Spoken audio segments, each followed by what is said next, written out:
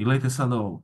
Ovdje postoji ponovna akumulacija koja nema PS. To je u široj slici 1. Znači ovaj pravougalnik ovdje, šira slika 1 se zove, nema PS. Ljudi se često zbune i pogreše, kažu da je ovo PS ili stave da je ovo PS. Nikad to nemojte raditi. PS mora da bude vidljiv. On na većem time frame-u nije vidljiv, ali na tom nekom time frame-u on mora da bude vidljiv. Na tom nekom malo manjem time frame-u. I zato ne može nikako, zato ne možemo to robota da naučimo. Zato što robot bi ušao na manji time frame, ušao bi na 5 minuta i onda bi ovo video kao dobar PS. U stvari nije.